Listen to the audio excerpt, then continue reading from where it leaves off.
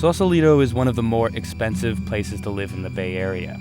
That is, if you live on land. There's a long history here of people living in boats, anchoring out. These floating homes are free from rent or taxes.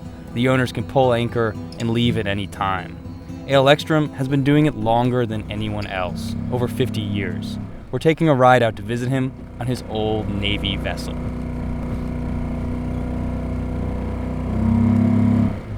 Hey, Al, you in there, man?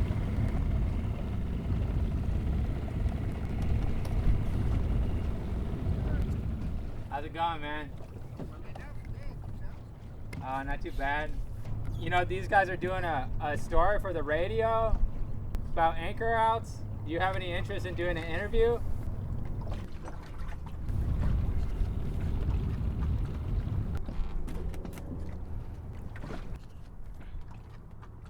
I don't get that many people that take the trouble to come all the way over and out to the boat.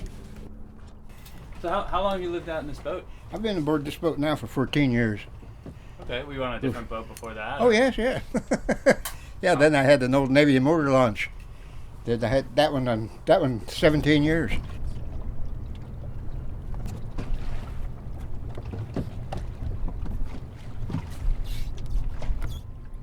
Ekstrom's boat has most of the amenities of a regular house. Electricity, fresh water. It's rustic, cozy, like some old cabin tucked away in the woods. Well, besides the constant rocking of the water, that is. Ekstrom was actually born 2 miles above sea level in Colorado. But even as a boy, he wanted to be a sailor. He enlisted in the Navy as a teenager. And when he got out of the service, he moved to Sausalito. He started playing folk music and living on the water. Ekstrom hasn't changed much for 50 years, but Sausalito has. The harbor is filled up with yachts, and mansions now cover the mountainsides. Oh, if I'd known, I said one time that if I'd known it was going to do this, I would have gone up to Seattle years ago. Same thing is happening up there. You know, it's called gentrification. Ooh, nasty word. When I first got here, 1916, that none of all these yachts and all this stuff, none of that was here. There were some ruins, old boats and ships and things along the mudflats out here. Out on his boat in the middle of all the development, Ekstrom has to battle the elements: rain, wind, insects, and leaks. The woman he moved into this boat with left 7 years ago. But even though Ekstrom's alone, he loves his life on the water. Oh, I'm having as much fun now as I did when I first got here, but good Lord, how things have changed. Constant change. Oh, yeah. Oh, looking back on it, there's too much to remember all at once. Wow.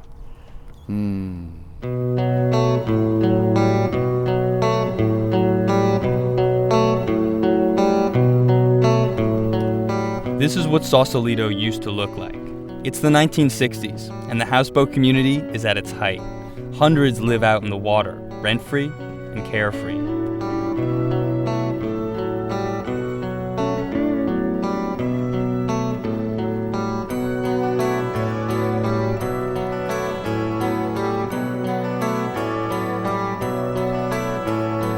Back then, Ekstrom was as notable a figure on the water as he is today.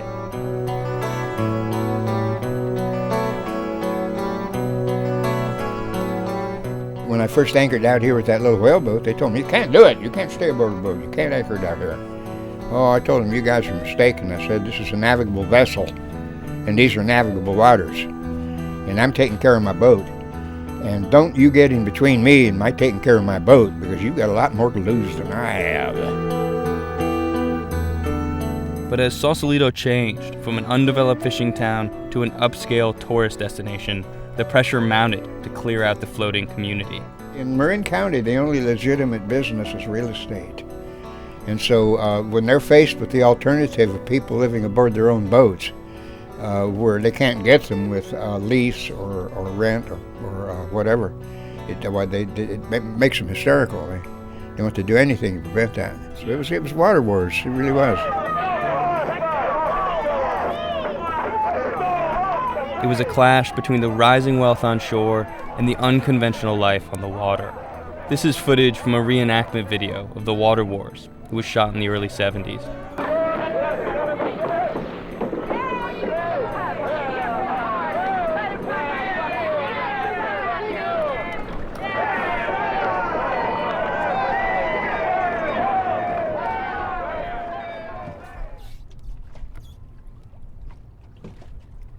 Over the decades, most of the floaters and drifters have been incorporated into the mainstream.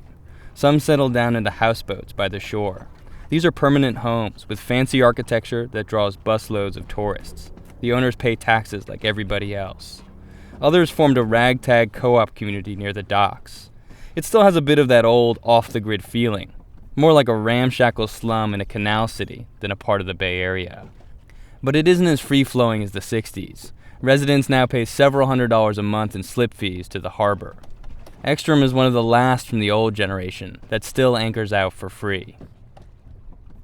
Are you going to pass the boat on? You think about the future of the boat? Oh, well, my daughter's curious about what to do with the boat, and I told her, no, don't get involved in it because it represents a liability. It really does. There's several $1,000s. Sooner or later, it'll be impossible to keep this old boat afloat any longer. And I don't know no way of knowing, of course.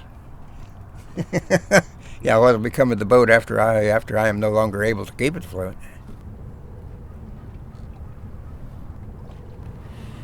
Well, this is Brian Barew's march. It's Old Irish.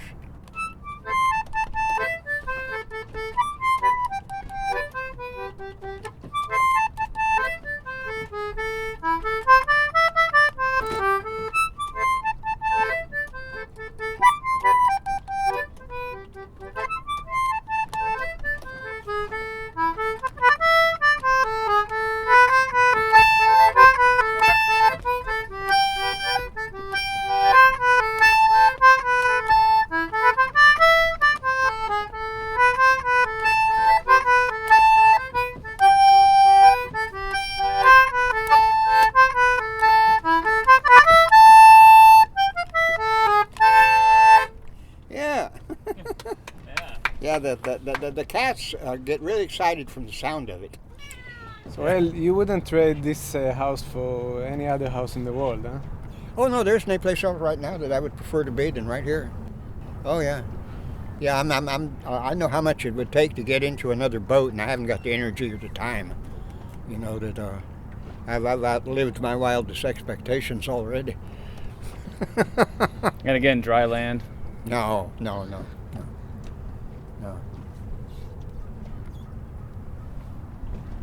Yeah, I wonder what people without boats can possibly do with all that extra time. You know, because if you have a boat, it takes all the time and attention you can possibly get together.